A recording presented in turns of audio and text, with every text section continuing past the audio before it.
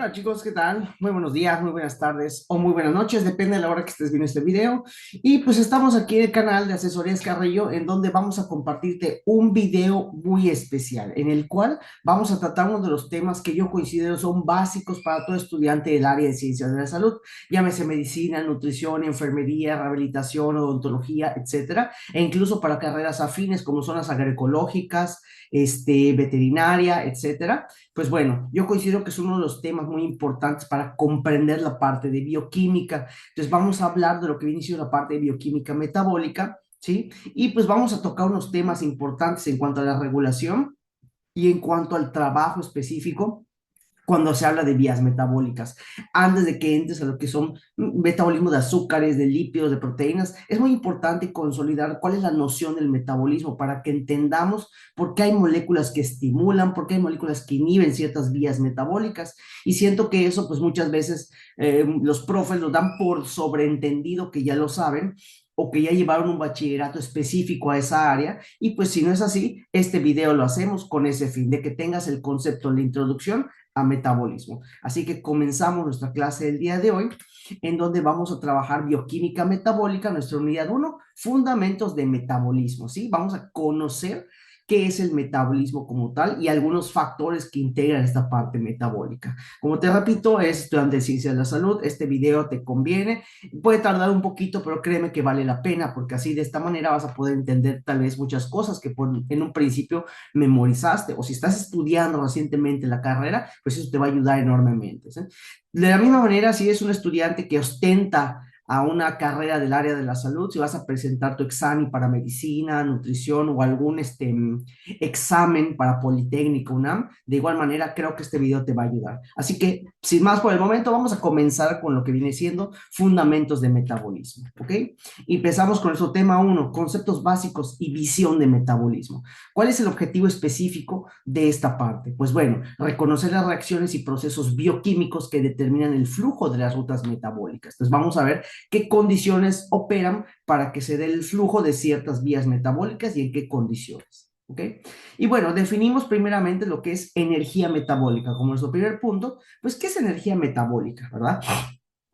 Todo esto, todo el metabolismo gira en torno a la energía. Vamos a producir energía que posiblemente tú ya viste, tu profesor, el doctor, el maestro que está ante el aula, pues te explicó que el ATP por aquí, que el ATP por acá. Bueno, es una forma de energía, pero vamos a sustentarlo un poquito más, ¿sí? ¿Qué se entiende por energía? Energía en sí, lo que es la energía como tal, no la conocemos. Conocemos que para que la energía se presente debe haber un flujo de electrones. Eso es lo que conocemos. Conocemos el flujo electrónico que se traduce como energía, pero podemos definirla, utilizarla en términos físicos como la capacidad para realizar un trabajo, ¿sí? Que esta definición la tomamos de, de física, de biofísica, ¿sí? Porque también se está llevando la carrera de ciencias de la salud. Hay algunas universidades donde se ve esto como una materia que es biofísica, ¿sí?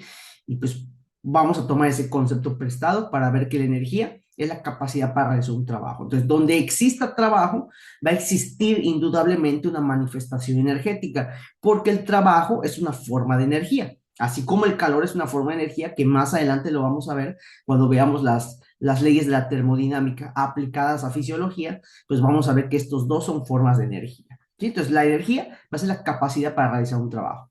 ¿Qué trabajo? Bueno, un trabajo de manutención de gradiente, de concentración, un trabajo de contracción muscular, un trabajo para mantener una sinapsis, ¿sí? Entonces, cuando hablamos en términos de fisiología, pues esta energía la aplica o la emplea la célula para ese tipo de funciones que llamamos trabajo biológico, ¿sí? Entonces, ese va a ser nuestro objetivo en fundamental.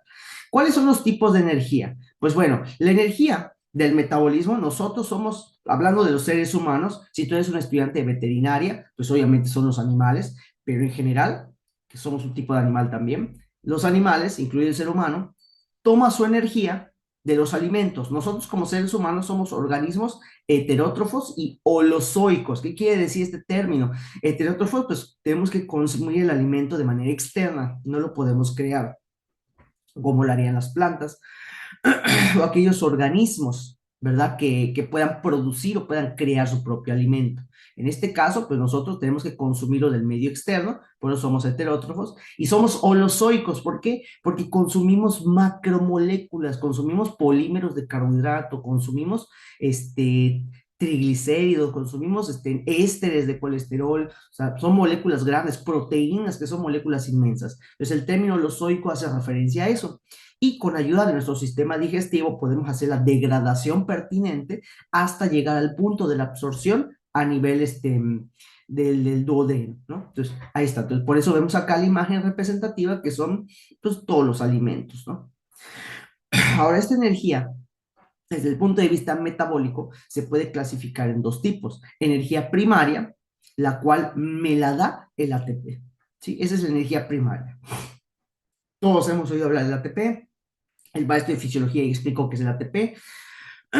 De mil formas, ¿sí? El ATP, en los libros de, la gran mayoría de los libros de bioquímica, de fisiología, de química de alimentos, de bromatología, de química, etcétera, pues te dice que es la moneda energética. Lo que pasa es que el ATP es reconocido por todos los tejidos como energía, ¿sí?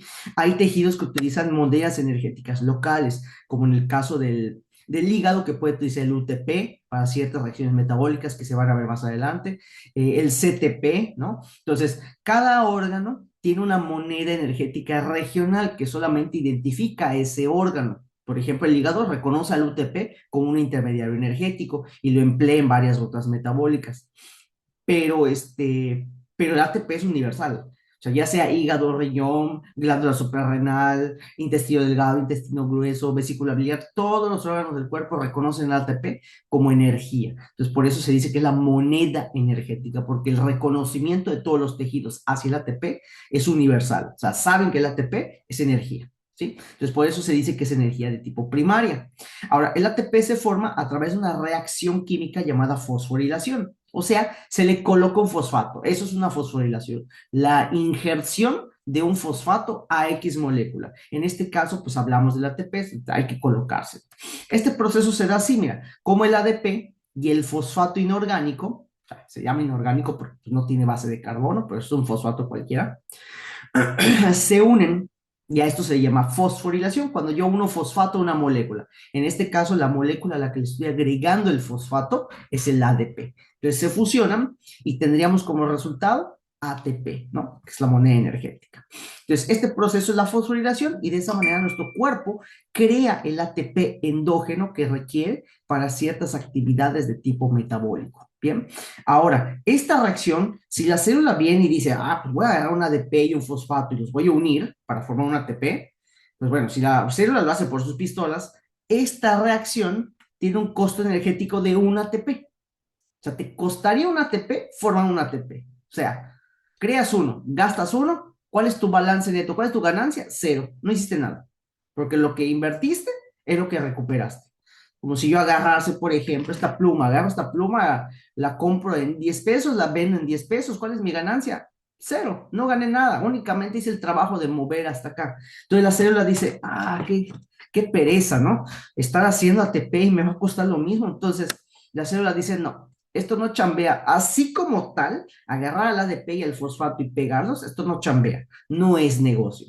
Entonces, la célula ha evolucionado de tal manera que ha diseñado mecanismos y estrategias bioquímicas por las cuales puede producir ATP de una manera económica, ¿sí? Sin que le cueste más ATP el hecho de crear ATP, que siempre son fosforilaciones.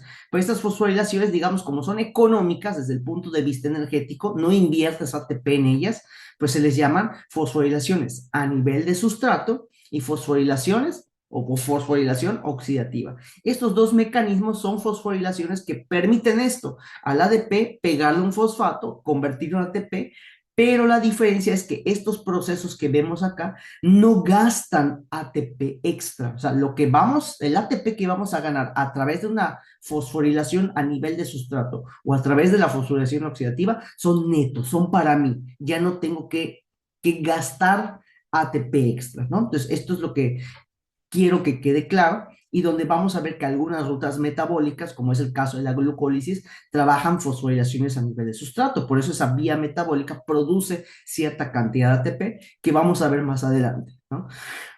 Y lo mismo la fosforilación oxidativa. Es un tipo de fosforilación, es un camino más largo, a lo que vamos a llamar metabolismo aerobio, pero al final esa es la ganancia. Voy a obtener ATP, pero va a ser ATP neto para mi célula, ya no le voy a quitar nada, ¿sale? Entonces, esa es la diferencia con respecto a una fosforilación típica y clásica. Si no existían estos mecanismos, pues el crear ATP de manera endógena no sería redituable para la célula, ¿sí? Entonces, por esa razón el ATP se dice que es la energía primaria del cuerpo, de los tejidos y de las células, ¿sí?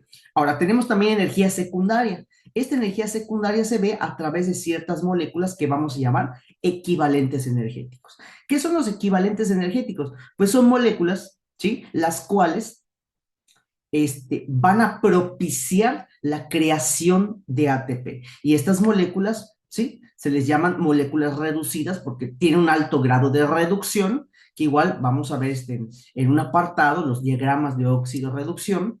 Entonces, estas moléculas que se llaman equivalentes energéticos tienen la característica de que están altamente reducidas y es entonces cuando se llaman equivalentes energéticos. ¿Por qué? Porque existen ambas versiones, reducidas y oxidadas.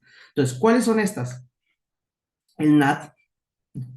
Yo sé que tú has visto esta molécula en metabolismo, si ya llevaste bioquímica metabólica o bioquímica estructural, el NAD es crucial, ¿sí? Esta es su forma reducida. ¿Por qué su forma reducida? Porque tiene hidrógeno. Ahorita no voy a entrar mucho en detalle de los procesos redox orgánicos, eso lo dejaremos para otro video, porque igual es muy interesante, pero necesito explicarlo paso por paso. Ahorita con que sepas que si la molécula tiene hidrógenos, pues está reducida. Entonces el NAD está reducido, ¿ya? Entonces esta molécula es un equivalente energético. Cuando el NAD no está reducido, está así, ¿verdad? Ya lo has visto en los libros de bioquímica, cuando te marcaron investigar o realizar algún trabajo, pues el NAD está así en su forma oxidada. NAD oxidado, o sea, sin hidrógenos. Cuando una molécula tiene hidrógenos, se está reduciendo. Por ende, el NAD con hidrógenos es un NAD reducido y se llama equivalente energético. El NAD oxidado, o sea, esta molécula no es un equivalente energético, no está reducido, por lo tanto, no nos va a servir para este proceso.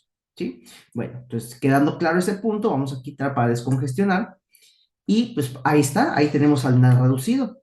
Este NAD reducido, más adelante, que es lo que vamos a ver, el objetivo de esta serie de videos, pues es mostrar todo el metabolismo, pero cuando entremos a metabolismo aerobio, ciclo de Krebs y cadena de transporte electrónico, vamos a ver que el NAD tiene un equivalente real. Ojo, cuando tú agarras un libro de bioquímica, hay dos conteos de ATP, el conteo real y el conteo teórico. Yo voy a trabajar con lo que hace la mayoría de los libros, que es trabajar con el conteo real de 2.5 ATPs.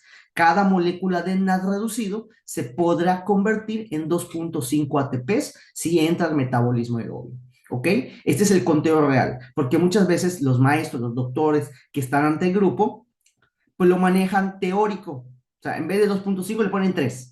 Cada NAD vale 3 ATPs. Oiga, maestro, es que a mí mi maestro me dijo que son 3. Ok, va. Eso es para simplificar las cuentas, que realmente es una multiplicación. Pero la gran mayoría de los libros de bioquímica, cuando hacen un conteo energético, lo hacen con base a los conteos reales de ATP. En este caso, por cada molécula de NAD reducido, vamos a producir 2.5 ATPs, pero puede ser que tu profesor o profesora o doctor o doctora lo trabaje con 3 ATPs y para fines teóricos está correcto, ¿sí? Para fines teóricos está bien, para que hagan la cuenta, cuando pasemos a metabolismo de grasas, lípidos, vamos a ver que la beta-oxidación produce ATPs y vamos a hacer conteo de ATPs y es lo mismo.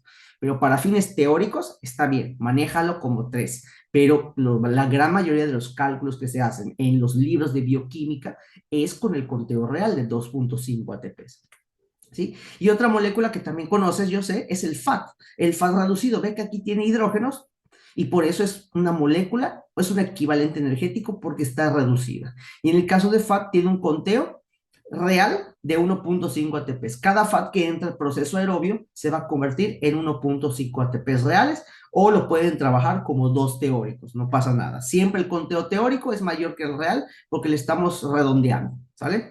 Entonces, velo así, yo siempre se los explico a mis alumnos de esta manera. Ve que los equivalentes energéticos es como un cheque. Yo vengo y te digo, mira, aquí hay un cheque que es una promesa por dinero. Yo no puedo ir a Suburbia, yo no puedo ir a una tienda y pagar con un cheque. Pues, ¿sabes qué? Mira, cheque.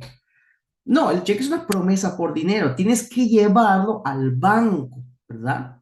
Tiene que haber un valuador. Llegas al banco, que para nosotros nuestro banco es el ciclo de Krebs. Llevas ahí los cheques. El banco tiene el valuador.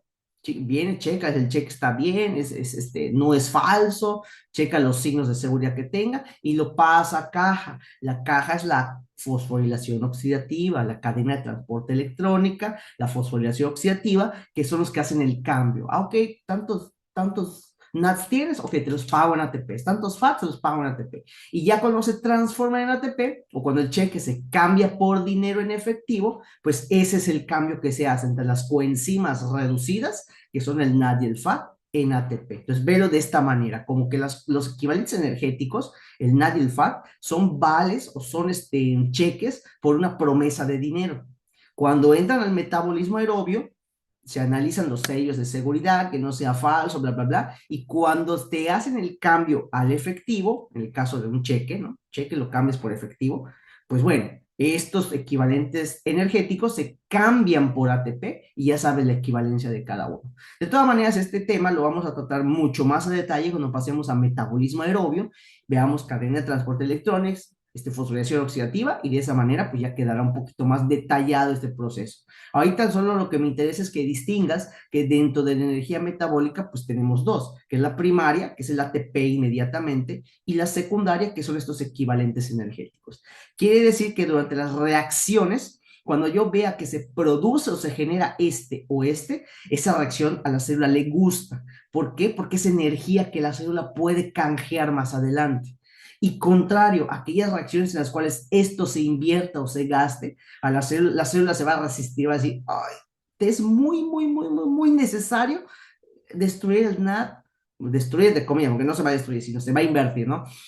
Te es muy necesario invertir ese NAD o ese FAT, solamente si es muy necesario, la célula te va a decir, ok, lo voy a gastar para crear algo que es de primera necesidad, que es lo que vamos a ver más adelante, ¿no? Entonces, es lo que vamos a checar, los tipos de energía primaria y secundaria. ¿Ok? Y entramos a lo que es la parte de metabolismo. Una vez que ya distinguimos qué tipos de energía pueden suscitarse dentro de las reacciones bioquímicas, pues vamos a ver el metabolismo, ¿sí? ¿Cómo se define el metabolismo? El metabolismo es un conjunto de reacciones químicas catalizadas enzimáticamente. Esto es súper importante, jóvenes, porque yo imagino que viste el tema anterior, que enzimas, antes de entrar a metabolismo. Si no es así, déjame un comentario aquí en el video para que haga un video exclusivo de enzimas para explicarte lo que es la cinética enzimática, cuándo es Michaelis-Menten, cuándo son las curvas de Lineweaver-Burke. Bueno, déjame un comentario aquí en el video y yo a la brevedad me encargo de hacer un videito que te ayude a explicar las enzimas. Pero importante, todo el metabolismo está en función de las enzimas. Si la enzima está bloqueada, está inhibida o o sea, la quitamos de la ecuación, el metabolismo no avanza, ¿sí? Y lo que vamos a ver, hay ciertas enzimas que se pueden, perdón, que se pueden inmovilizar y de esta manera, pues ya no trabajan de ninguna manera. Hablamos de enzimas inmovilizadas en procesos biotecnológicos, cuando aplicamos biotecnología y movilizamos enzimas para crear ciertos productos o se inhiben a nivel bioquímico, a nivel celular, a nivel tisular. Entonces, las enzimas son las que determinan el metabolismo, ¿sí? Entonces, esto es muy importante. Todo el metabolismo está catalizado por enzimas, que son proteínas especializadas, que van a llevar a cabo las reacciones bioquímicas. Si la enzima no está trabajando bien, el metabolismo está fallando. Entonces, muchas veces algunas deficiencias metabólicas se corrigen por deficiencia enzimática. La enzima posiblemente le hace falta un cofactor y pues al suplir ese cofactor inmediatamente la enzima se activa y el metabolismo avanza, ¿no? Que de esto muchas veces hablo con mis alumnos de nutrición, en donde pues los cofactores son minerales, son vitaminas. Entonces una deficiencia vitamínica de paciente cuando es corregida, inmediatamente las enzimas se activan y el metabolismo avanza, ¿sí? Antes de pensar lo peor, vamos a suponer una deficiencia vitamínica o una deficiencia de minerales, y una vez corrigiendo esa deficiencia vitamínica o de minerales, si persiste el problema, ya podemos escalarlo al siguiente nivel, ¿ok? Hay alguna fisiopatología, canalizamos con el especialista del área. Si vemos que se corrige, damos monitoreo, damos seguimiento, 2, 3 meses, y no hay ningún problema, pues era una simple deficiencia de una vitamina o un mineral fundamental que esa enzima en particular necesitaba para trabajar en el metabolismo. Y cuando tú le das esa herramienta, la enzima trabaja y por ende el metabolismo se activa. De esto vamos a hablar posteriormente, les digo. Si me comentan que quieren un video de enzimas, lo platicamos sin ningún problema. Ahorita lo que me interesa ver es que la enzima determina los procesos metabólicos celulares, ¿no? De forma regular y coordinada, tienen lugar en las células, ¿ok? O sea, estos procesos se van a regular y deben de coordinarse. ¿Por qué? Porque vamos a ver que muchas vías metabólicas van en un sentido y la otra vía va en sentido contrario. No pueden estar activas las dos al mismo tiempo, ¿ya? Tiene que ser o una o la otra. Y de eso van a depender varios elementos que vamos a hablar en este video. ¿Sí? Bueno, entonces, ¿cómo se clasifica el metabolismo? El metabolismo es como una moneda que tiene dos caras. ¿Cuáles son esas caras del metabolismo? Bueno, la cara catabólica o el catabolismo. El catabolismo es la parte degradadora, es la parte que va a destruir, ¿sí? Del metabolismo. Y el anabolismo, pues, es la parte constructora que va a crear en el metabolismo. Entonces, ¿cuándo decimos que una vía o un proceso es catabólico o cuando una vía o una ruta es anabólica? ¿Ya? Bueno, para que exista, hablemos de catabolismo primero, que es lo que nos interesa para poder obtener energía. Entonces, cuando hablamos de una ruta o una vía catabólica, ¿ya? Deben pasar dos cosas. La primera, por lo general, ya vimos que somos organismos heterótrofos holozoicos, comemos macropolímeros. Imagínate que esta representación es un polímero de azúcar, un almidón, por ejemplo, que estamos consumiendo en el pan, en la papa, en la yuca, ¿sí? En la remolacha, ok, es un almidón.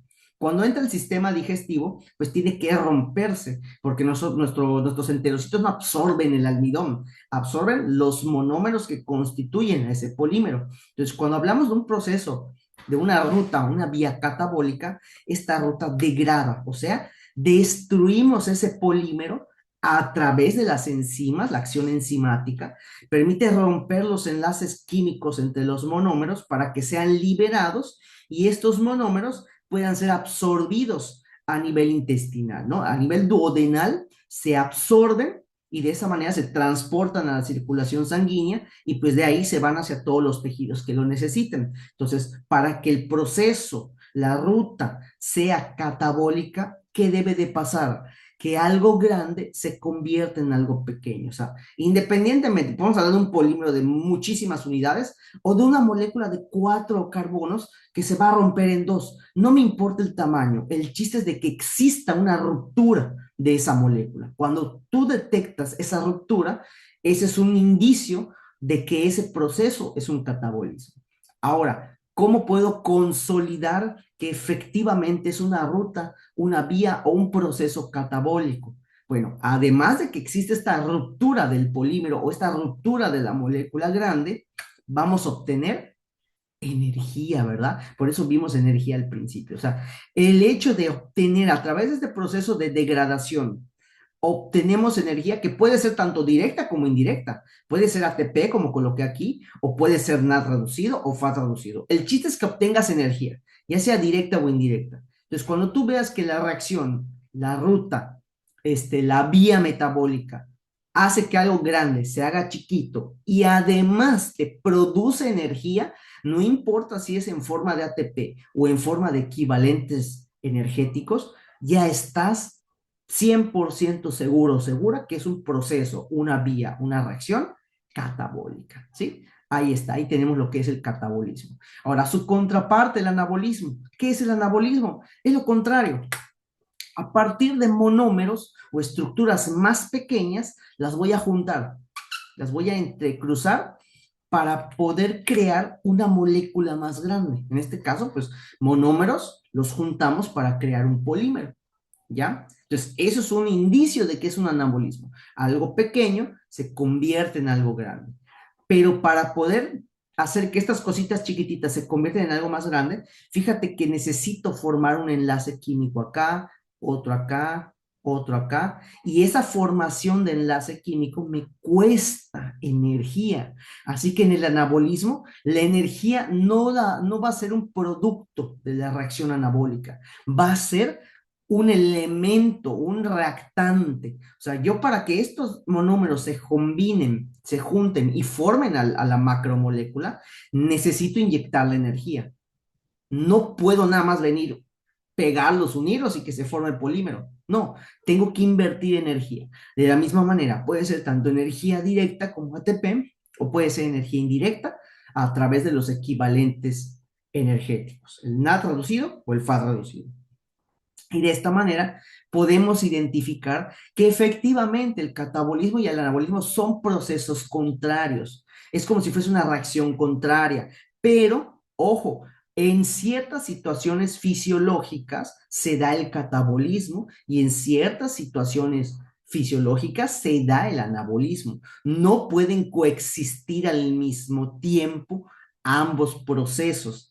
Hay ciertas rutas que vamos a ver que son rutas cíclicas en las cuales pueden haber partes catabólicas y partes anabólicas. A eso se le llama anfibolismo, son anfibólicas, como por ejemplo el ciclo de Krebs. El ciclo de Krebs es una ruta cíclica anfibólica porque tiene partes catabólicas y partes anabólicas, eso sí, pero una vía catabólica no puede coexistir con su vía anabólica. Eso no puede ser porque estaríamos lo que vimos al principio. Yo compro esta pluma en 10 pesos y te la vendo en 10. ¿Qué hice? Nada. Mi balance es neto. O incluso puedo perder.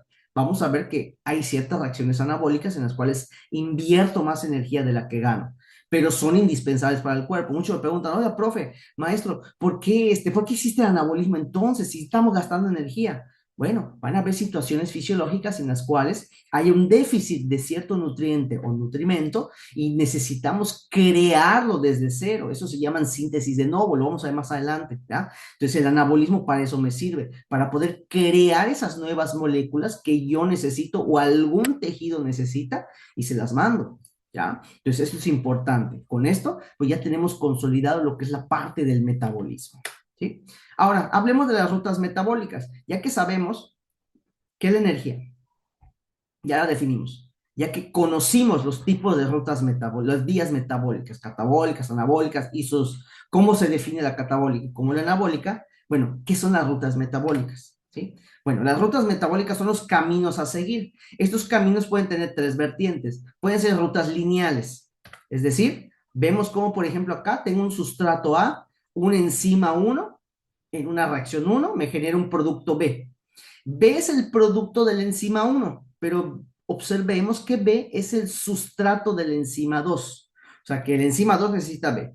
Aquí se da una segunda reacción en donde B es transformado en C. C es el producto de la enzima 2, pero al mismo tiempo C es el sustrato de la enzima 3.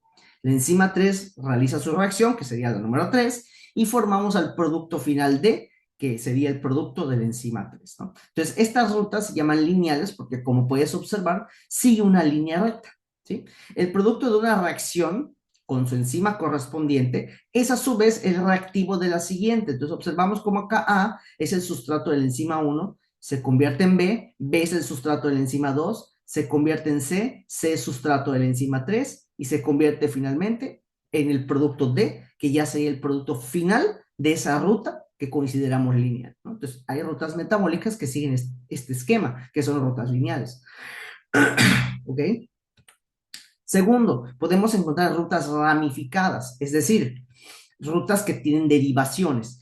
Aquí el sustrato A con la enzima 1 se convierte en B, con la enzima 2 se convierte en C. Pero este sustrato C, este producto C, es sustrato de dos enzimas, que serían la 3 y la 5, en la cual vamos a generar productos distintos. Entonces, a esto se le llama una ruta ramificada, en la cual puede haber un producto final, o sea, un producto intermediario de la vía, el cual pueda acomodarse a otras vías metabólicas, ¿sí? Entonces vemos acá que existe la presencia de un metabolito. En este caso, C sería el metabolito, ¿ya? En este caso, C es el metabolito. ¿Por qué? Porque a partir de él se puede ramificar a dos rutas. Una ruta en la cual la enzima 3 es la que arranca el proceso y otra en la cual la enzima 5 es la que arranca el proceso y cada una tiene sus propios productos específicos. Por ejemplo, aquí es C y aquí sería G. Pero a esto se le llama ruta ramificada. Entonces, muchas rutas del metabolismo tienen extremos de ramificación en donde se pueden conectar con otras vías metabólicas, ¿sí? Sobre todo la vía de los azúcares tiene varios puntos de ramificación en donde se puede incorporar a formación de diferentes aminoácidos, incluso la formación de la acetilcoenzima A también tiene varios puntos de ramificación porque se asocia al metabolismo lipídico, ¿no? Entonces, ahí está, tenemos los ejemplos de lo que es la ruta lineal y la ruta ramificada. Bien. Una ruta cíclica, bueno, esta cabe mencionar que es un ciclo, es un círculo. El inicio y el final. El inicio y el final es el mismo. Bam, bam, bam, bam. Y tenemos algunas rutas cíclicas, como es el ciclo de Krebs y como es el ciclo de Lurea, que son rutas de este estilo, son rutas cíclicas.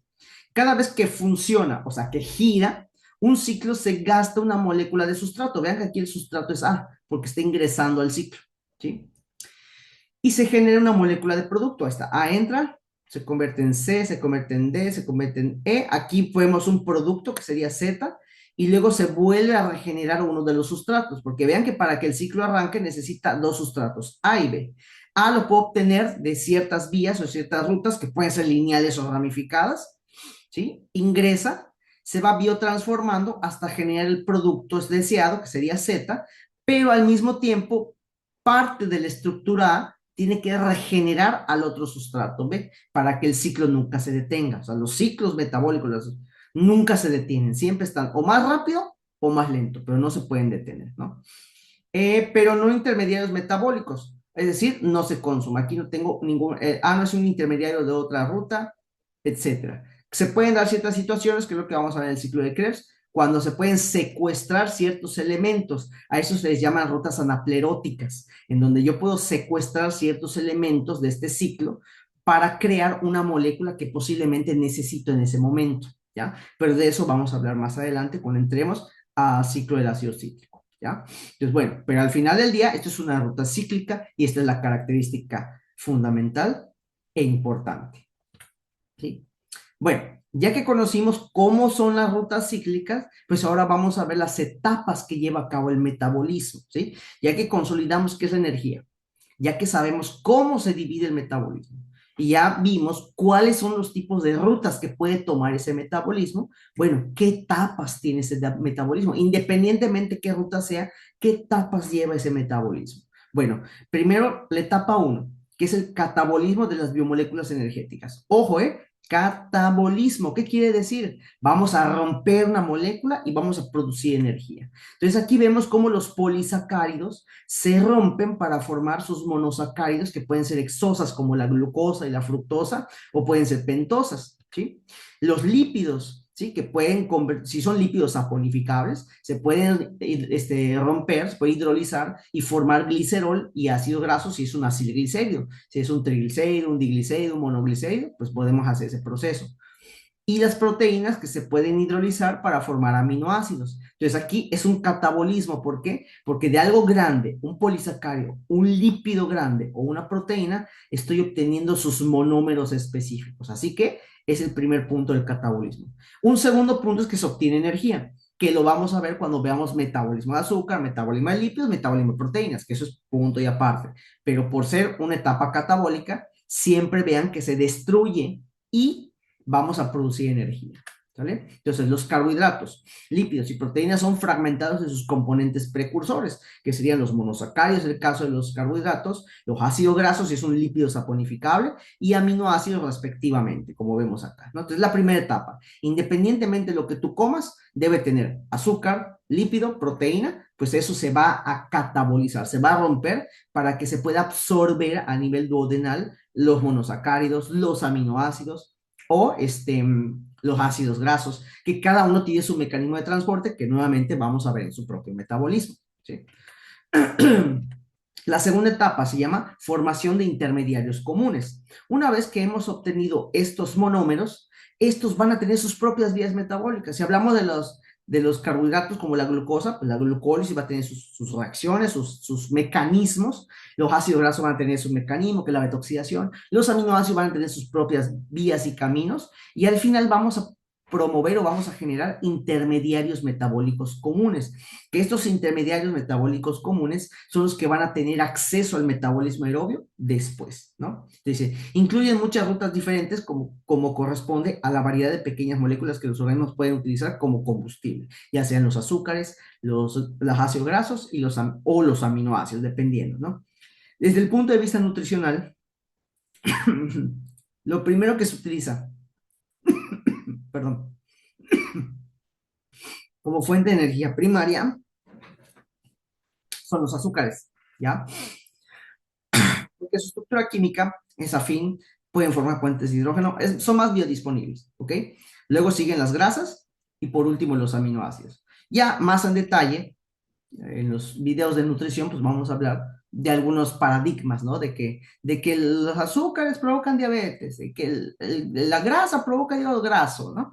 Que las proteínas son lo mejor del mundo, o sea, no, la verdad es que no, y pues cada uno tiene su distintivo. El objetivo del video no es ese, pero lo importante aquí es que distingas que del metabolismo, la segunda etapa, una vez que tenemos estos monómeros, de alguna u otra manera esos monómeros se van a convertir en energía y necesitamos intermediarios, como vendrían siendo, por ejemplo, el piruvato y la acetilcoenzima A, que son los intermediarios más importantes dentro de las vías metabólicas. La tercera etapa, el ciclo del ácido cítrico, ciclo de Krebs o ciclo de los ácidos tricarboxílicos. Cualquiera de esos tres nombres es la misma cosa. Entonces entramos al ciclo de Krebs, que es una ruta cíclica, ¿ok? En donde, pues, en esta secuencia de reacciones, los intermediarios de las etapas 1 y 2 se oxidan completamente a CO2. Los electrones son transportados por el NAD oxidado, el FAD oxidado, o sea, se reducen con una pequeña liberación de energía. Vamos a ver que hay una ligera liberación de energía. O sea, el ciclo de Krebs como tal no proporciona energía.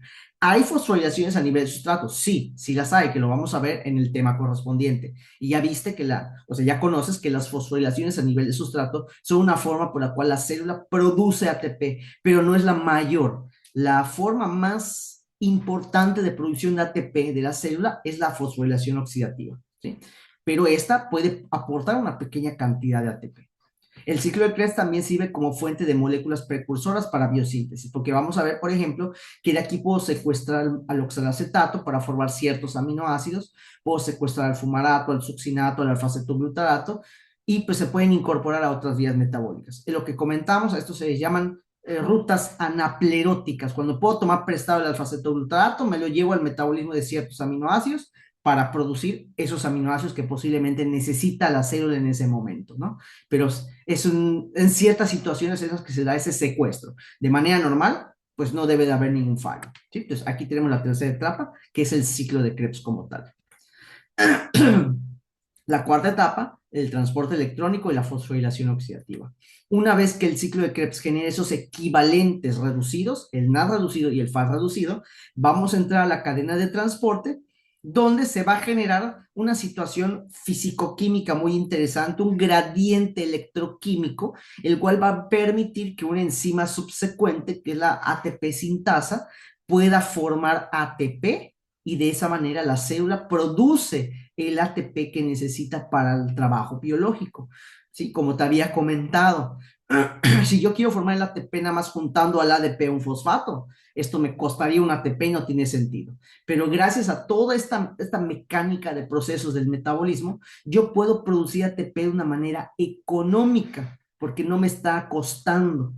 La consecuencia que es que tarda. ¿Sí? Porque pues ve todo lo que tuvimos que hacer para poder obtener el ATP. Sin embargo, es la forma por la cual nosotros podemos obtener la mayor cantidad de ATP. Organismos eucariotes, ¿no? Llámense animales, llámense plantas, llámense hongos, ¿verdad?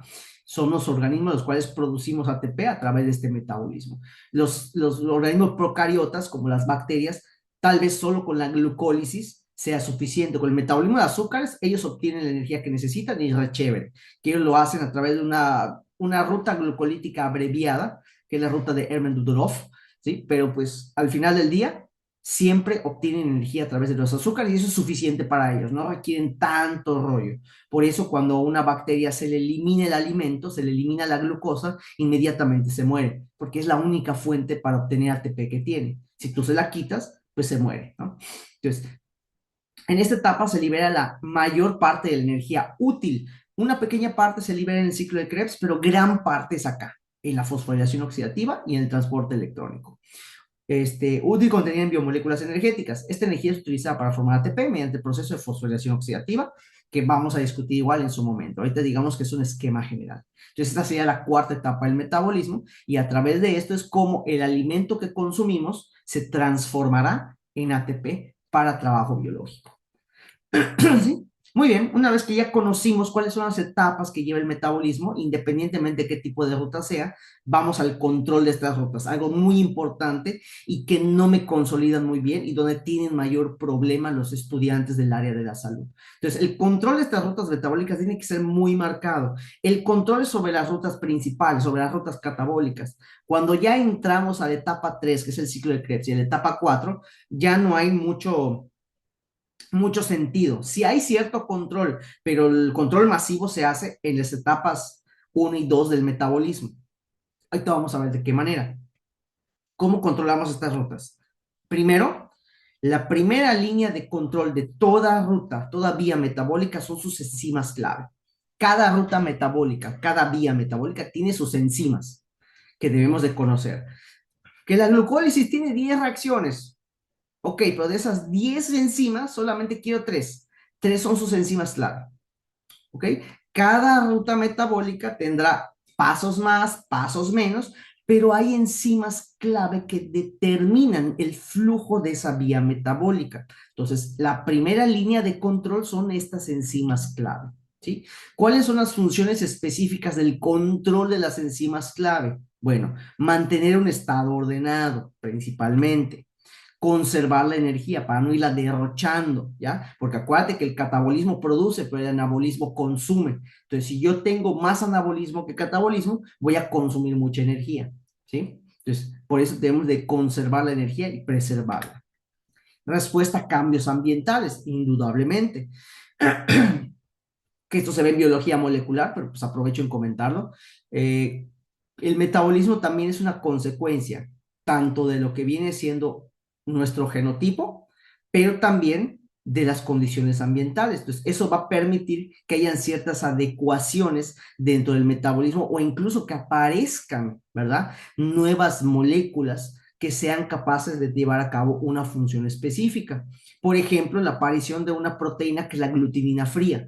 La proteína glutinina fría surge cuando nuestro cuerpo está sometido a bajas temperaturas. No sé, te caes en un cuerpo de agua muy frío, pues se empieza a detonar o a producir una proteína que se llama glutinina fría, que evita que la sangre pues se coagule, se mantenga líquida a pesar de las temperaturas bajas. Entonces es un ejemplo claro en donde estamos observando que los cambios ambientales pueden propiciar cambios en el metabolismo, ¿sí?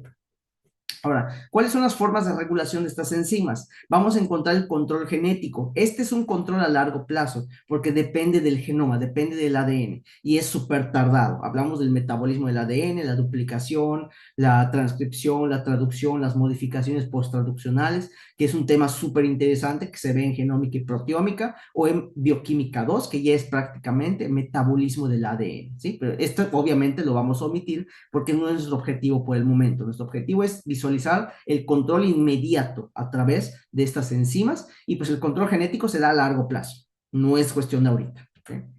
Está también la compartimentalización, que básicamente es la separación en compartimentos de ciertas enzimas, que esto va a hacer que actúen en ciertos momentos. Recuerda que las vías anabólicas y catabólicas son contrarias, ¿ya? Están así, son contrarias.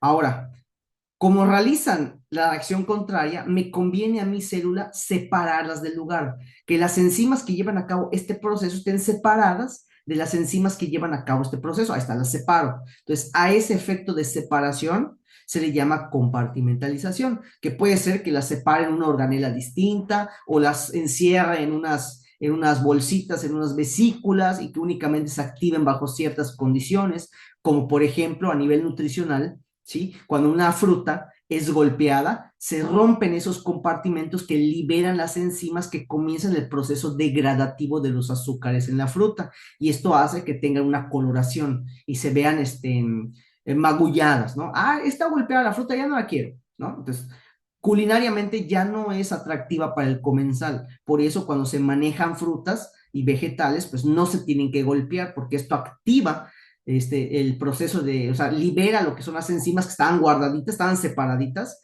y cuando hay una agresión mecánica, cuando se golpean, se rompen, se liberan hacia el vegetal y comienza el proceso de degradación, ¿no? Entonces, esto es la parte de compartimentalización, que es un tema muy extenso también y no vamos a tocar en el video. Nos vamos a centrar básicamente en la modificación covalente y en el alosterismo, que son técnicas de control enzimático a corto plazo, o sea, a nivel del metabolismo. Si hablamos del control genético, pues es a súper largo plazo, el cual pues no vamos a ver ahora.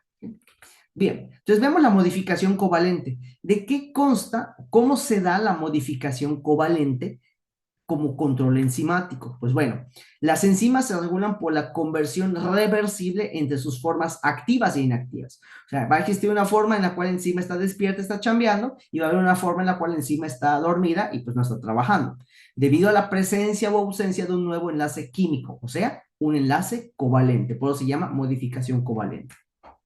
Estas modificaciones covalentes pues, pueden ser, son varias, pero las más comunes son la fosforilación y la adenililación. ¿Qué es esto? Pues mira que aquí la enzima, por medio del ATP, aquí el ATP es el que nos va a donar el fosfato, se le pega un grupo fosfato a la enzima.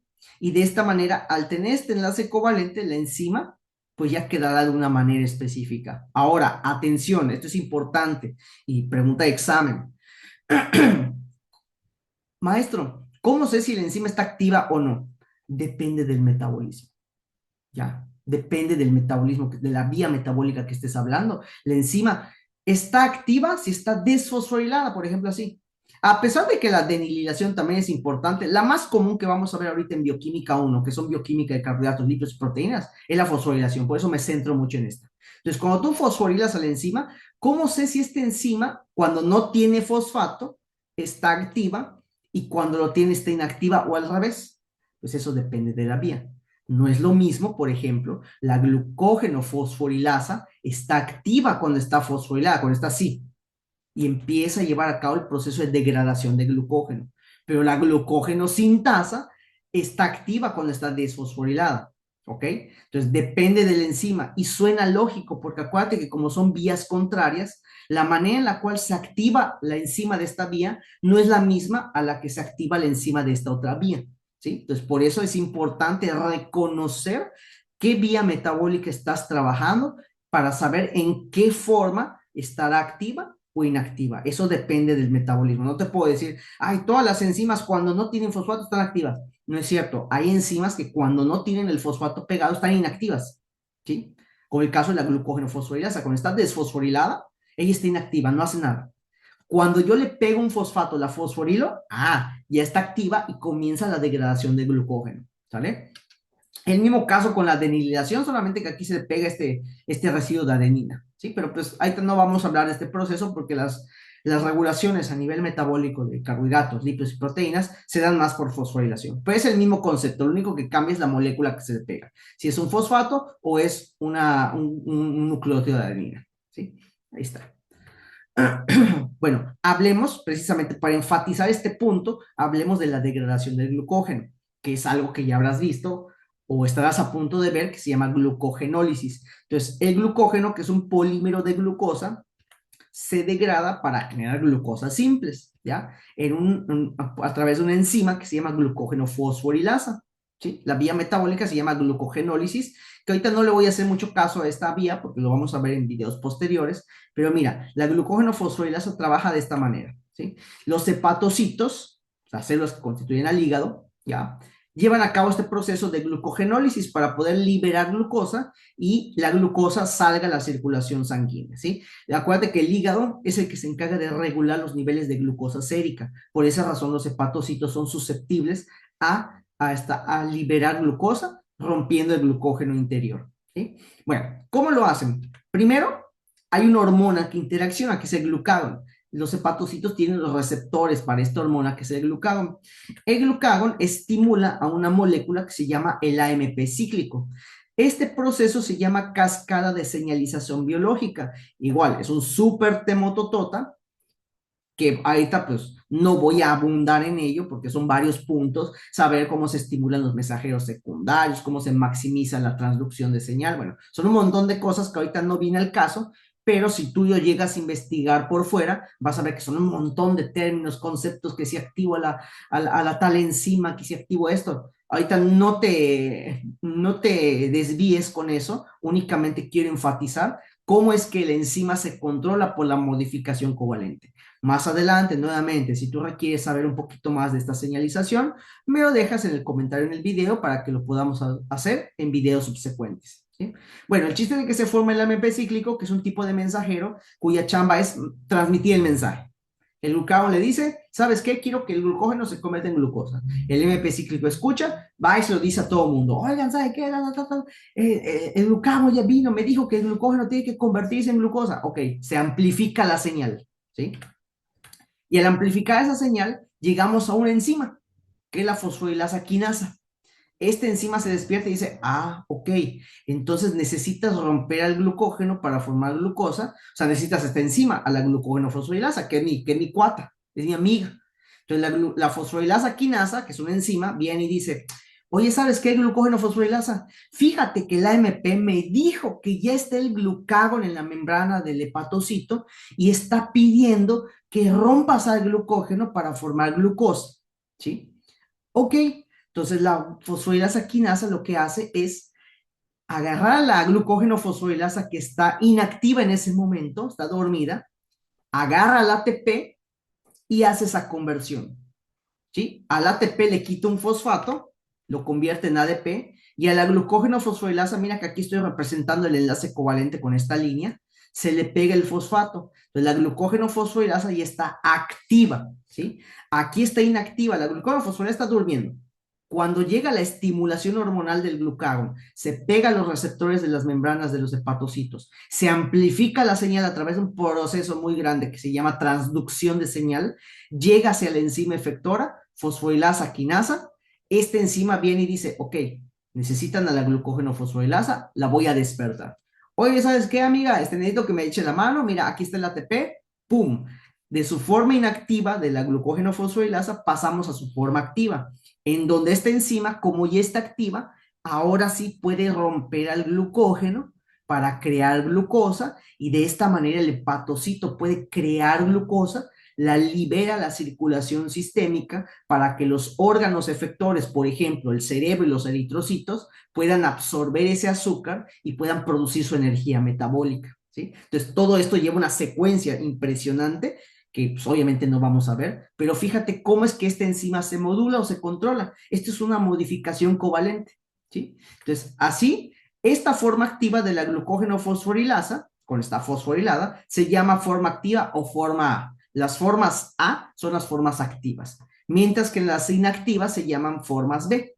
Entonces, cuando tú lo leas en el libro de bioquímico de fisiología, ya vas a entender, no, que la forma A de tal enzima, es su forma activa. No, que la forma B de tal enzima es su forma inactiva. ¿Ya? Entonces, ahí tenemos esta activación y empieza la degradación del glucógeno. ¿Cuándo para? Cuando el glucagón se pega al receptor, cuando este glucagón se pega al receptor, empieza el conteo regresivo. T-10, 9, 8, 7, 6, 5, y se va despegando. Cuando el glucagón se despega del receptor, la señal se interrumpe, ¿sí? O sea, cuando este señor, imagínate que el glucagón se pega al receptor de membrana. Cuando el glucagón se despega, entonces todo esto se interrumpe. Entonces la fosforilasa deja de actuar y este mecanismo cesa. ¿Qué hacemos para dormir otra vez a la glucógeno fosforilasa? Bueno, hay otra enzima que se llama proteína fosfatasa 1 y esta enzima, cuando el glucagón se despega, esta enzima trabaja y dice, ok, el glucagón ya se fue, ya se retiró, ya pasó la emergencia, ok, no seas malita glucógeno fosforilasa, ya no requerimos más glucosa, ya están los niveles de glucemia sanguínea en rango, ahora sabes qué, duérmete, no te necesitamos ahora. Entonces la proteína fosfatasa 1 lo que va a hacer es retirar este enlace, rompe el enlace con el fosfato y la vuelve en su forma inactiva. Y listo, ahí acabó el cuento. ¿Ya? Ahí acaba el cuento y de esta manera observamos cómo la glucógeno fosforilasa se convierte en glucógeno fosfatasa, ¿sí? Ahora, esta reacción no produce ATP. Esta reacción de la proteína fosfatasa 1 no produce ATP. Yo nada más lo coloqué así inmediatamente porque no tenía espacio en la diapositiva para más. Pero esta reacción únicamente rompe el enlace con el fosfato para que se duerma, pero no produce ATP. Porque te van a decir, oye, maestro, mira, produce ATP, es otra forma. No, solo la reacción directa hacia la derecha, o sea, solo esta reacción hacia acá, es donde el ATP se invierte y se gasta, de hecho no se produce.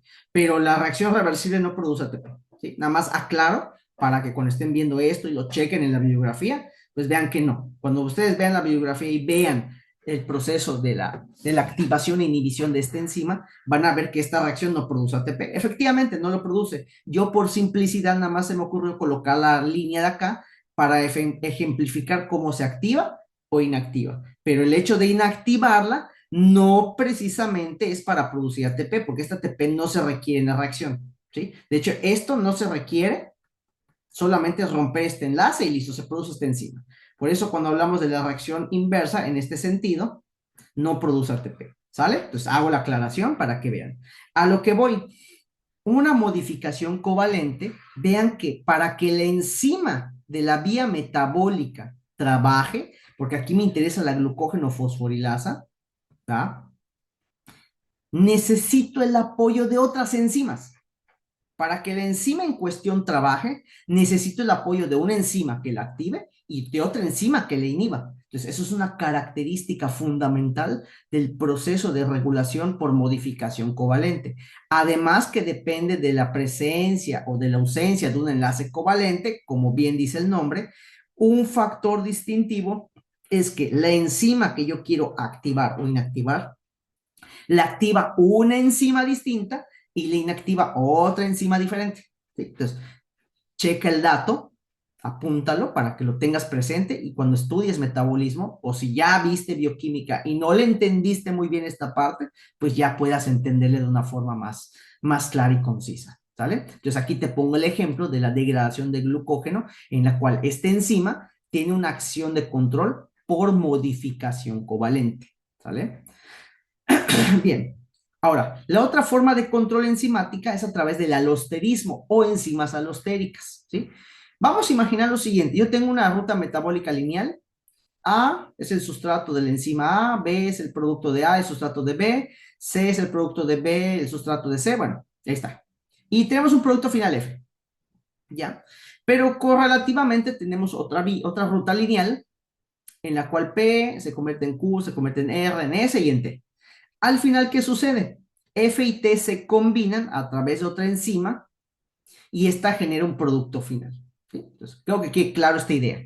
Tengo una ruta metabólica con su propio producto final, otra ruta con su propio producto final, pero resulta que ambos productos se necesitan para elaborar una molécula, una sustancia, vamos a llamarle G. ¿Ya? Ahora, ¿de qué consta esto del alosterismo? Hay ciertas enzimas que no se modulan, no se regulan, ¿verdad? Por control covalente, por modificación covalente, como acabamos de ver. Muchas son también por regulación alostérica. ¿Cómo es esto? Las enzimas clave de la vía regular son la primera y la última enzima de la vía. La primera, porque si no, no empieza el proceso, y la última, no se genera tu producto.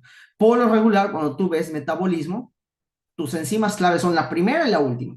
Pueden haber enzimas intermediarias, como el caso de la glucólisis, que sus enzimas claves son la número uno, la exoquinasa, que es la número uno, la piruvato-quinasa, que es la última, es la 10, y hay una por ahí colada, que es PFK1, que es la 3. Pero bueno, pero fíjate que sus enzimas de control mayoritario son la uno, la de inicio de la vía, y la última. Entonces, por lo regular, las enzimas de control son la primera y la última y pueden haber algunas extra por allá, que si en la reacción 3, en la reacción 4, eso dependerá de cada vía metabólica, pero el común denominador es que sean la primera y la última enzima, ¿sí? Imaginemos que voy a hablar con respecto a la enzima, o sea, quiero estudiar a esta enzima, por poner un ejemplo hipotético, ¿ya? Ahora, ¿qué sucede? Observamos lo siguiente. Este tipo de enzimas son sensibles a la concentración de ciertas moléculas a las que vamos a llamar efectores. Y hay efectores positivos y efectores negativos. Imaginemos que para esta enzima A tenemos un efector positivo que es la molécula T. ¿Qué quiere decir? Que la concentración de T, acuérdate que los corchetitos indican concentración. Entonces, cuando tengo la concentración de T, esta T estimula a la enzima A. Cuando tengo un circulito, un signo positivo o negativo, esta es activación o inhibición. ¿Sí? Entonces, esto es concentración, esto es activación o inhibición. Entonces, cuando la concentración de T es elevada, estimulamos positivamente a la enzima A. Por eso se dice que en este ejemplo hipotético, T es la molécula efectora positiva. ¿Por qué? Porque la presencia de T estimula la enzima A minúscula para que se active y comience a trabajar su ruta metabólica. ¿Ya?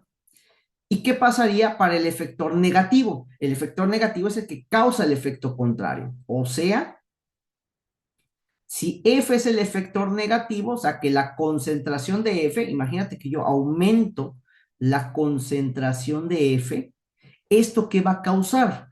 Va a causar una inhibición en la enzima A. Esta le inhibe, ¿sí? Por eso es un efector negativo, porque la concentración de F le está diciendo a la enzima A, ¿sabes qué? Ya bájale 2 rayitas, ya tenemos suficiente producto en nuestra ruta metabólica, ¿sabes qué? Duérmete un ratito y ahorita vemos qué pasa, ¿no? Entonces, aquí observamos cómo se lleva a cabo este control. Y mira que la enzima A se activa o se inhibe no por la presencia de un enlace covalente, no porque le pegue un fosfato como en el ejemplo anterior. Aquí la molécula, la enzima A, se activa o se inhibe dependiendo sus efectores. El efector positivo es aquella molécula que la activa, que le estimula, y el efector negativo es aquella molécula que le inhibe, ¿ya? Que para este ejemplo hipotético son T y F, ¿vale? Entonces, ¿qué característica tiene el alosterismo? El alosterismo, fíjate, que no necesariamente la molécula estimuladora de A es su reactivo, ¿ya? Porque pues, el sustrato de A es A mayúscula. Muchos dirían por lógica, pues por tu modulador positivo debe ser este, porque es tu reactivo, es tu sustrato. En algunas puede ser que así sea, y en otras no, como por ejemplo esta. En este ejemplo hipotético que hicimos, la molécula T ni siquiera tiene nada que ver con esta ruta metabólica. No tiene nada que ver con ella. Sin embargo, la elevada concentración de T estimula la enzima de esta ruta metabólica para que comience a trabajar. Por eso habrás notado cuando leíste el libro de bioquímica, cuando presentaste tu examen, ay, que el citrato estimula la actividad de la piruvato. ¿Qué tiene que ver el citrato ahí? Bueno, es un control alostérico. El citrato no tiene nada que ver, forma parte del ciclo de Krebs, no tiene nada que ver con la glucólisis. Sin embargo, como la enzima se controla a través de un mecanismo alostérico, por eso el citrato es un estimulador positivo. De alguna u otra manera, la elevada concentración de citrato intracelular hace que la enzima trabaje más para llevar a cabo su función. Entonces, fíjate cómo se conectan las cosas ahora. Posiblemente esto ya lo habrás visto, si ya viste la materia de bioquímica y quieres reafianzar algunos conceptos, espero que con esto te quede más claro el por qué unas moléculas efectuaban una acción en otras enzimas que no tenían nada que ver, porque es una forma de control alostérico. ¿Ya? Ahora, ¿cómo se clasifica este control? ¿Como homotrópico o heterotrópico? ¿Y qué tiene que ver eso como homotrópico y heterotrópico, ingeniero? Bueno, el efector, o sea, el efector positivo o negativo puede ser su propio sustrato o no. Y en la heterotrópica es alguien diferente al sustrato original, ¿sí? Entonces, lo que estábamos viendo, muchas veces el estimulador, pues es una molécula que no tiene nada que ver con esa ruta metabólica, sin embargo, es un control alostérico. Aquí no tiene nada que ver el hecho de que yo le coloco un enlace covalente o no. Este tipo de enzimas tiene un comportamiento que se llama sigmoideo, en el cual pues vemos esta gráfica, que si tú recuerdas enzimas, la mecánica Michaelis-Menten, pues la mecánica de Michaelis-Menten es un hiperboloide en el cual nos dice que la enzima tiene una velocidad máxima de trabajo. La presencia de un estimulador positivo, ve que lo que hace es que con muy poquita concentración, el estimulador positivo es la T verde, por eso aquí la gráfica es verde. Entonces mira que con muy poquita concentración, rápidamente se dispara la actividad de la enzima y puede trabajar en un rango mayor. En cambio, ¿qué es lo que pasa con el estimulador negativo o el efector negativo? Este ve que hace que retrase el efecto de la enzima. Va a llevar a cabo su reacción, pero más lento, ¿sí? Entonces es lo que está sucediendo en un efector positivo y un negativo. Si lo comparamos a la acción normal de la enzima, que sería la color azul, si no existiese un inhibidor o un estimulador, que es la mecánica Michaelis-Menten. Entonces, cuando se trabaja con una enzima alostérica, las gráficas que se forman tienen así como que forma de S y se llaman sigmoideas, ¿sí? Que esto pues, se vio en el tema de enzimas. Te repito, si necesitas ver el tema específico de enzimas, me dejas el comentario y con gusto puedo tomarme el tiempo para hacer un video explicando la cinética enzimática. ¿Sí? Entonces ahí está. Entonces vemos cómo es el control alostérico. Con esto creo que queda claro lo que es el control alostérico y por qué algunas enzimas son estimuladas por moléculas ajenas a sus rutas metabólicas. ¿Ok? Bueno, ahora, eso es con base a las enzimas. Ya discutimos. Modificación covalente, regulación alostérica. Inciso B, cociente respiratorio. El cociente respiratorio también es un factor a considerar cuando comprobamos un control metabólico, ¿sí? Este cociente respiratorio se define como el cociente, es una división entre la alta cantidad de energía con relación a la baja cantidad de energía en la célula. Y esto se traduce en la cantidad de ATP y ADP. Cuando hay mucho ATP, pues hay mucha energía en la célula, estamos de acuerdo. Y cuando hay mucho ADP, pues no hay energía, porque el ADP implica que ya rompiste el ATP y ya se gastó la energía, que es lo que vimos al principio del video, ¿verdad? Ahora, lo puedes medir en términos de ATP y ADP o lo puedes medir en términos de ATP y AMP. Cualquiera de las dos es idéntico. El símbolo matemático de de 3 líneas, es identidad, ya sea que lo midas en términos de ATP y ADP o lo midas en términos de ATP y AMP, que sería muy drástico, es lo mismo. El ADP y el AMP indican muy baja energía en la célula y el ATP elevada cantidad de energía. Entonces, fíjate que el cociente respiratorio es una división, es una fracción. Y en matemáticas, una fracción es una comparación entre dos cantidades. En este caso, la cantidad de arriba, que se llama numerador, y la cantidad de abajo, que se llama denominador. Por ende, existen ciertas interpretaciones del control respiratorio. El cociente ATP-ADP o ATP-AMP, cualquiera de los dos, se puede ver de estas dos formas. Primero, ¿qué pasa con el resultado de esta división? Me da menor a 1. ¿Ya? O sea, cuando yo hago el cociente respiratorio me resulta un número menor a 1. Punto 1, punto 2, punto 3, punto 4, punto 5, así hasta punto 99, menor a 1. ¿Ya? Si recordamos de matemáticas elementales, una fracción, pues es la comparación de dos números. Cuando yo tenía, por ejemplo, 1 entre 2, un medio, esto te da punto 5, ¿verdad?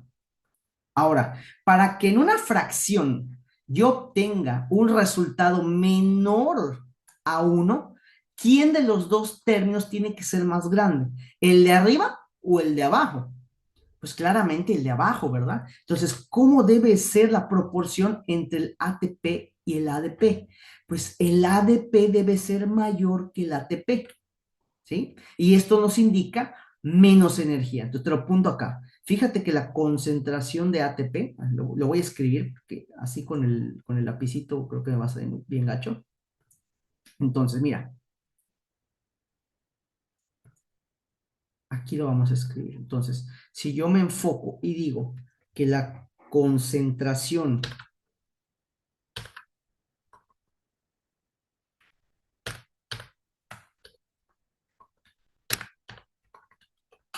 vamos a ver el corchete, bueno, no importa, la concentración de ATP con respecto a la de ADP, ¿cómo sería? ¿Verdad? Pues aquí, ¿quién tiene que ser más grande? ¿Quién tendría que ser más grande de los elementos para que esto se consolide? Pues vemos que el denominador, y aquí el denominador es el ADP, así que tiene que haber más ADP que ATP. Por lo tanto, la interpretación del cociente respiratorio es que hay menos energía, o se dice que es bajo el cociente respiratorio. ¿Sí? Entonces, cuando el cociente respiratorio es bajo, nos indica menos energía en la célula. Contrario, cuando el ATP, el cociente ATP-ADP, el cociente respiratorio es mayor a 1, pues es a la inversa, ¿verdad? Ahorita si yo hago 2 entre 1, pues esto me da 2. Ay, qué feo, pero bueno, me da 2, ¿no? 2 es mayor que 1. Ahora, ¿quién tiene que ser mayor? Pues claramente observamos que el ATP en esta situación tiene que ser mayor. ATP, ahí, ATP, ahora va a ser mayor con respecto al ADP. Ya aquí el ATP es mayor, por ende hay más energía. A ver acá en esto. No, puedo modificar. Sí, qué bueno. Entonces aquí le voy a poner el signo de menor que. Ahí está, para que se vea más uniforme. Y el otro lo quitamos. Ahí está. ¿Ok? Entonces, ahí está. Entonces, de esta manera podemos identificar cómo el cociente respiratorio nos da menos energía cuando es menor a 1 y el cociente respiratorio mayor a 1 o elevado nos da más energía porque la proporción de ATP es mayor que la de ADP. Y aquí es menos energía porque la proporción de ADP es mayor que la de ATP. ¿Sí? Y esto influye en el tipo de ruta metabólica. Por ejemplo, si tenemos una ruta catabólica, ¿sí? ¿Cuál es la causa celular de esta ruta metabólica? Cuando la célula tiene bajo ATP o tiene bajo cociente respiratorio, cuando está menor a 1, ¿qué sucede? Pues hay menos ATP. Esa es la causa celular. Como la célula tiene poca energía o su cociente respiratorio es bajo, la ruta catabólica, ¿qué va a hacer? Se va a activar y el objetivo del catabolismo, acuérdate que era romper la molécula, pero producir ATP. Ahí está, mira el efecto. ¿Cuál es el efecto de la ruta catabólica? Produce ATP. Entonces, cuando el cociente respiratorio es bajo, esto implica menos energía, inmediatamente todas las rutas catabólicas se activan porque ahí el objetivo es producir ATP. ¿Ya? Entonces, fíjate cómo el cociente respiratorio influye para que podamos producir ATP. Cuando hay menos ATP o el cociente respiratorio es bajo, inmediatamente las rutas catabólicas todas se activan y comienzan a producir ATP. Bueno, no todas simultáneamente, pero las más importantes, ¿no? Produces ATP. Ahora, si la ruta es anabólica, acuérdate que la anabólica de algo pequeño produce algo grande e inviertes ATP, necesitas ATP. ¿Cuál es la causa celular que la favorece? Cuando el cociente respiratorio es alto. Esto implica que hay mucho ATP. Al haber mucho ATP, la vía catabólica dice, oh, tenemos mucho dinero para gastar y comienzas a comprar en ciertas plataformas, ¿no? Empiezas a comprar, a comprar. Entonces, ¿qué es lo que haces con el ATP que tienes en exceso? Comienzas a bajarlo. O sea, el efecto celular de una ruta anabólica es bajar el ATP, ¿ya? Entonces, vemos cómo el cociente respiratorio influye grandemente en lo que viene siendo la activación o la inhibición de una ruta. Y ve que cuando está activa la ruta catabólica, está inactiva la anabólica. Y al revés, cuando está activa la anabólica, la catabólica está inactiva. ¿Sí? Entonces, el cociente respiratorio es otro elemento a considerar cuando controlamos una ruta metabólica, dependiendo del tipo de ruta. Si es una ruta catabólica, bueno, el cociente respiratorio bajo la activa, ¿sí? Y el cociente respiratorio alto la inhibe. ¿Sí? Si es anabólica, el cociente respiratorio alto la activa y el bajo la inhibe, es lo contrario. ¿Sí? Vamos a borrar esto porque si no nos va a acompañar el resto de las láminas. Bien, ¿ya? Entonces aquí podemos ver un ejemplo que está en la mayoría de los libros de bioquímica, en donde, por ejemplo, la glucosa se quema, se entra a la ruta glucolítica para convertirse en piruvato y producir ATP. Entonces ve como, por ejemplo, acá la ruta metabólica es la glucólisis, el tipo de ruta es catabólica porque produce ATP, el bajo cociente respiratorio ATP-ADP la activa. Al haber poco ATP, o lo que es lo mismo, mucho ADP o mucho MP, cualquiera de los dos es sinónimo, la vía se activa. Y ve como, por ejemplo, acá, mira cómo el AMP activa la vía. Ve cómo está el signo positivo acá. Entonces, el AMP la activa, ¿sí? ¿Por qué? Porque hay bajo cociente respiratorio. Cuando hay AMP o ADP, esto hace que el cociente respiratorio sea bajo, hay baja energía. ¿Y cuál es la respuesta de la glucólisis? Pues empieza a trabajar, porque como la glucólisis va a producir ATP, por esa razón vemos que el AMP es un indicador de baja energía y por eso la ruta metabólica se activa y comienza a trabajar, ¿sí?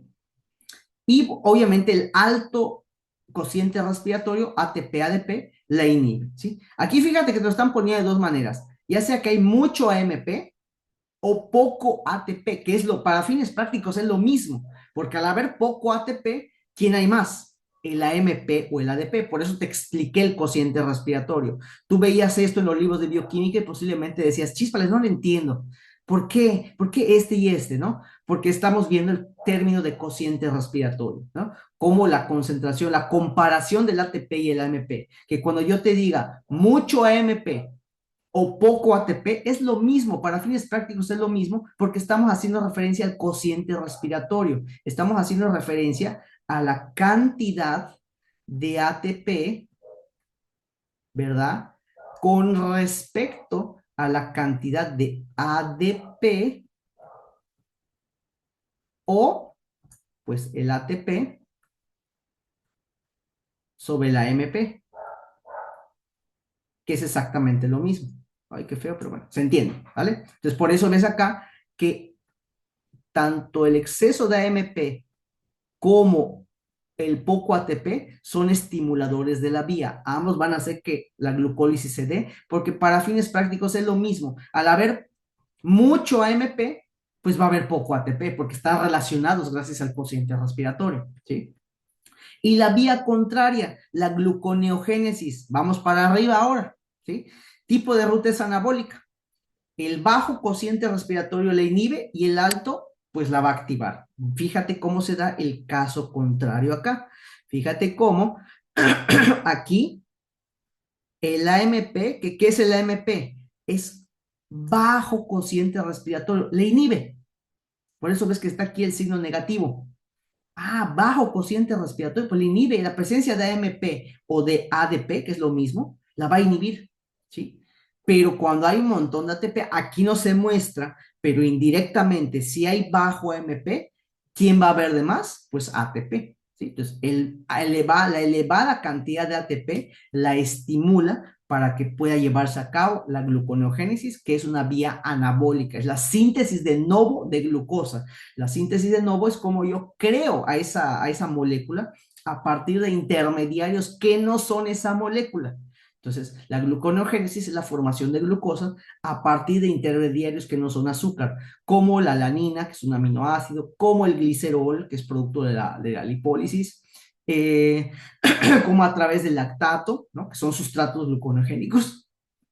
Estos tres no son azúcares, pero puedo activar esta vía con esas moléculas para que se pueda llevar a cabo la producción de glucosa, ¿no? Entonces ahí observamos cómo el cociente respiratorio está presente en la regulación de las vías metabólicas. Por eso hay varios libros que tienen cuadritos, si has observado en algunos libros, que son las referencias bibliográficas que tengo aquí en todas mis diapositivas, te muestran cuadritos de regulación en donde el ATP estimula, el citrato, el ATP también. ¿Por qué? Porque están haciendo referencia al cociente respiratorio, ¿sí? Que ya sea que te lo digan en términos de AMP o ADP, que es lo mismo, que pues en este caso fíjate que mucho AMP es lo mismo que decir poco ATP, o viceversa.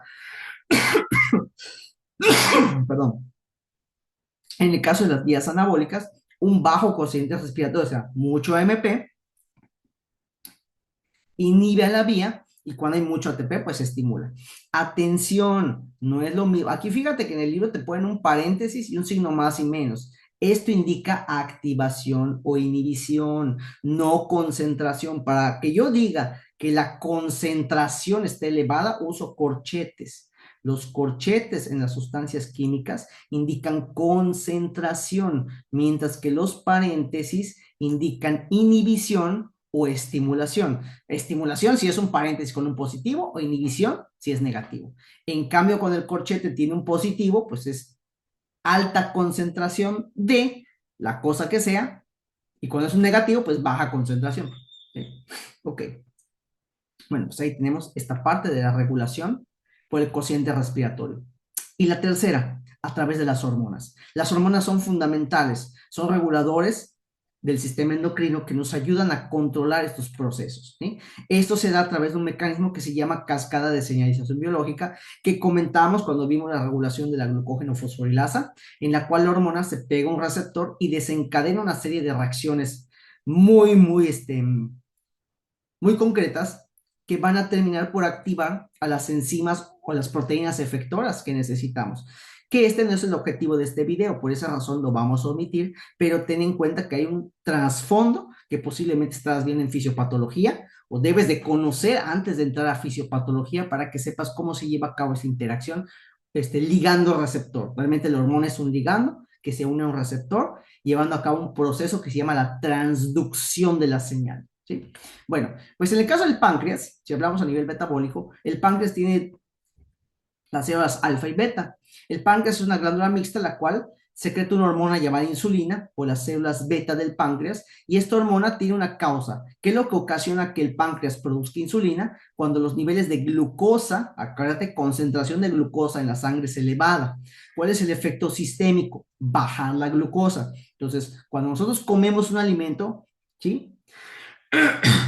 Comemos, desayunamos, cenamos, en el estado postpándrico, o sea, después de la comida, se eleva la glucosa sérica. Entonces es en ese momento cuando el páncreas secreta la insulina de sus células beta, y el efecto de la insulina es pegarse a los receptores de las células e indicar que secuestren a la glucosa, que la glucosa entre a la célula, ¿sí? Para regular el equilibrio osmótico, ¿sí? El equilibrio osmolar de la concentración de ciertos solutos que alteran la concentración de los líquidos intracelular y extracelular, que es igual, lo podemos ver en un video aparte, ¿ya?